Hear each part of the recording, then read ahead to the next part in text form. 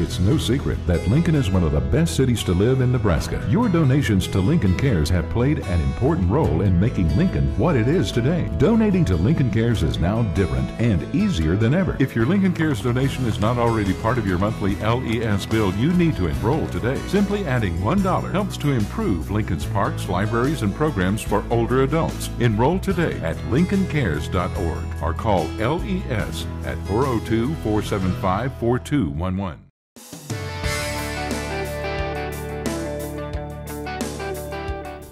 Hello and welcome to City Focus. I'm Diane Gonzalez and we are here at the Woods Park Tennis Center where some big improvement plans are being made. The Taking the Game to the Community campaign is underway to raise $5.6 million for the project. And joining me to discuss the exciting future for Woods Tennis are Kevin Heim, the Executive Director here at Woods, and Taylor Wayne, the head tennis pro. Thank you both very much for being with us. I want to talk about the tennis bubbles behind us. They've been a prominent sight here in Central Lincoln for many years, but it's way past time for them to come down. Talk a little bit about some of the issues with the bubbles. Kevin, we'll have you start. Great. Well, thanks for having us on. I appreciate the opportunity to share this project with the community.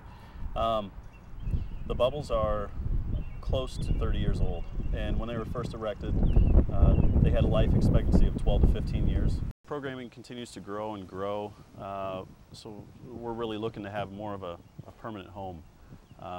With the storms that come through, we're always worrying about are they going to stay up, are we going to have water inside the bubbles, how much we're going to have to squeegee the indoor courts. It's always the running joke. So, you know, it's something that we need to do to continue our programming for the long term. What a lot of people don't understand is the bubbles, they literally are two pieces of, it's not plastic, but a similar substance. So there's no insulation. During the winter months, we average about $8,000 a month in heat bills. We've had bills as high as $15,000 a month. So that really eats at the revenue that we're bringing in. And we're trying to, as a public facility, we're trying to keep the cost of tennis as low as we can. Our goal is not to make money, it's to break even as a nonprofit. So we're projected to, with a new facility, to cut our costs. We'd be paying about 25% of heat and electric in a new building. That'd be great. Now you talked a little bit about the demand, Taylor. You're the head pro here. Talk about the demand for tennis, because this is a facility that really serves all levels and all ages. We do, and we love serving all levels and all ages. The youngest players that we have here are 4 years old, and the oldest players in the last couple of years that we've given lessons to are in their 90s. So, you know, we're happy and we enjoy working with anything inside that age range, but especially in the after-school times, courts are getting tight. There's not a lot of space to grow the program. There's not a lot of space. There's actually no space if people just from around the community want to play tennis. The programs in our leagues are taking up pretty much every court from 3:30 to 9 or 10 o'clock at night. So we'd love to be able to both continue to give the game, to grow that game, and also to let other people experience it as well. Well, tell us, Kevin, about the structure that you're hoping will replace these aging bubbles. Sure. What we're looking to do right now, we're phasing the project into 2 phases. We want to be able to continue what we're currently doing moving forward. So we're raising money for a 6-court indoor structure, which would maintain what we're currently doing, and really get us that permanent home. Some of the amenities, I guess you could say, right now, and you may be able to see it behind us, but we have a clubhouse, really has the capacity to, we can maybe have 3 people that are working at a desk. It's more like a club corridor. That's a good point.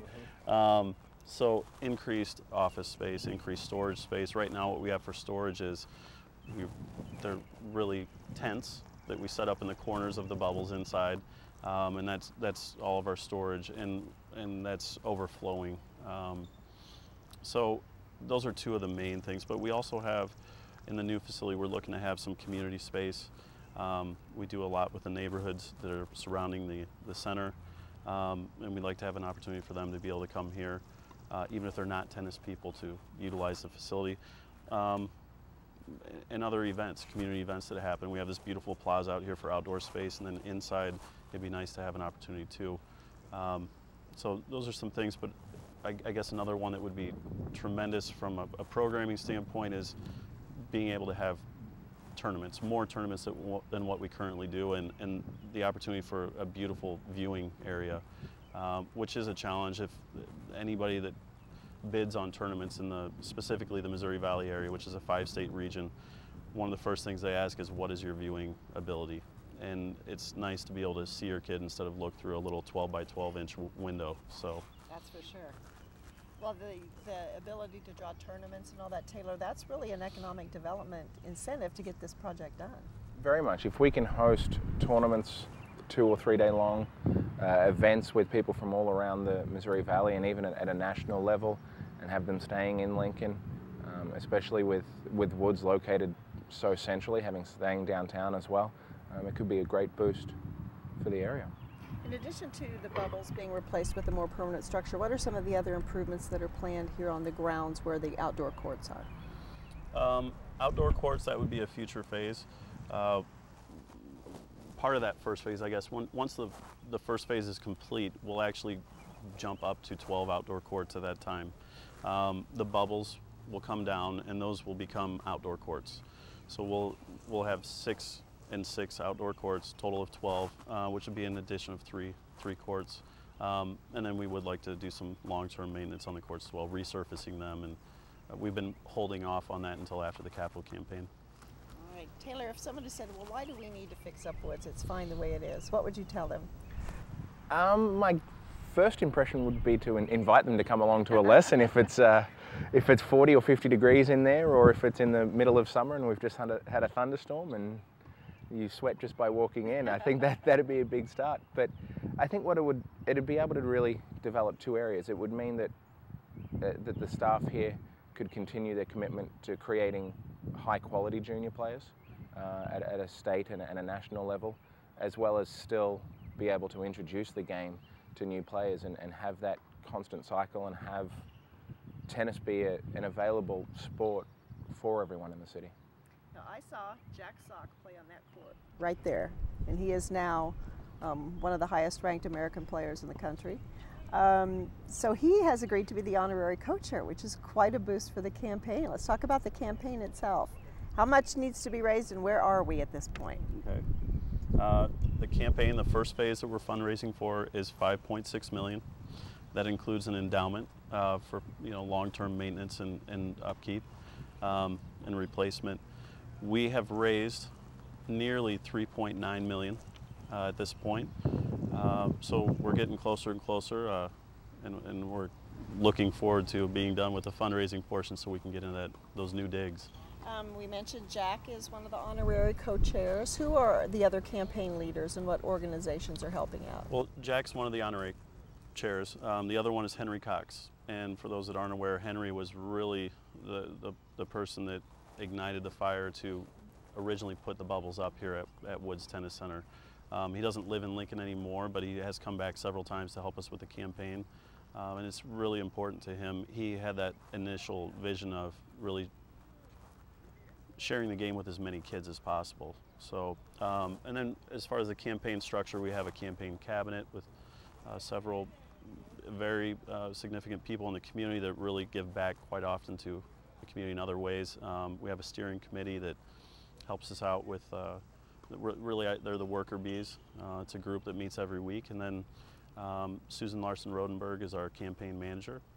The Parks Foundation is our fiscal sponsor. And the Parks Department and Lynn Johnson and his crew have really done a good job helping us out too. Now, just in April, the Champions Cup event brought 4 tennis legends to town, created a lot of attention and some money for the project. Taylor, tell us about that event that was at Pinnacle Bank Arena. It was a great night of tennis, and I think everyone that I've talked to that was there just had a whole lot of fun being exposed to that level of tennis and seeing that, especially with Andy Roddick coming from Nebraska, and seeing that you can be from here, Jack Sock as well, and make a go of tennis on a worldwide level. There's still a lot of talk about it. We're now a month or so past it, and a lot of the kids are still wearing their Champions Cup t-shirts into lessons, and a lot of the parents are still talking about, well, remember when my kid was involved in this part of it, and it's really created a lot of positive talk. Those kids will talk about how they saw John McEnroe challenge a line call for the rest of their lives. They really will. Now the project was recently announced. The project is also going to be a Lincoln Cares project this year. Kevin, what does that mean for the campaign? You know, when I first heard about that opportunity and that support, I was pretty blown away. I hadn't really even thought of that as one of the possible sponsors of the campaign. So really to have our challenge is educating the community. A lot of people that drive by here, they may think we hear it often, it's just a country club. So when we get the opportunity to work with a public entity like Lincoln Cares and get that word out that this is so much more than just a country club. As Taylor mentioned, we have all ages and all ability levels and all income levels. So it's really important to just another key piece to help us get that word out. Are you on a pretty aggressive timeline in terms of when you want to start construction? Well, ideally it would be 5 years ago or more. But the reality is we have to raise 100% we have to have 100% pledged before we can break ground because we're on city park land, and that's just policy. So we're just over 70%. Our goal is to limit the amount of time we remain in the current bubbles. So the faster we can raise that money, the faster we can build. Right now, we're hopeful to break ground this fall. But we need support to be able to do that. Well, let's wrap up here. I want to talk a little bit big picture here at the end and about the future of tennis in Lincoln and what this project means for that future of the sport. Taylor? I think what the project means is that tennis is accessible to everyone. Tennis here does have that stigma of being limited, that it's not available for everyone. What we're trying to do here is build on the work that we do in the community, exposing a lot of kids at a lot of different schools and neighborhoods that wouldn't be normally exposed to tennis, and then give them a facility that's worthy of them continuing through the sport, and hopefully a facility that's enough to create some state and national level players. And we do have a solid group of kids that are coming up right now that do have that passion, and you just never know in life where they're going to go. You know, maybe they get to a point where they want to go to law school. I mean, we've both worked with plenty of kids that people thought were going to go play at the U.S. Open or the Australian Open. Mm-hmm. And you know what? They're successful in anything else they do because they just change that passion over to something else. So that's the exciting part, is being able to get that kid an opportunity to have that passion and see where it goes from there. If it's tennis, great, but if not, you know, there's other opportunities. And it's also a great way to expose people to something. They may not be a tennis champion, but it becomes a lifetime sport for them, like the guys we're watching right here. Yeah, very much. It's really for tennis, you need one other person to help you play, and that's it. So if you can learn some skills at any age, then you can keep playing it forever. All right, thank you both very much. Yeah, thank you. Best of luck with the campaign. We'll be back for the groundbreaking hopefully this right. fall. Now we want to let people know how they can contribute to the campaign. The campaign website is takingthegame.com. Also, you can go to Lincoln Cares, sign up for Lincoln Cares, which is just a $1 donation on your LES bill. You can find out more about the Lincoln Cares program at lincolncares.org. And if you'd like to find out more about the great programs here at Woods for players of all ages and all abilities, the website is woodstenniscenter.com. Thank you again for joining us, and thank you for joining us for City Focus.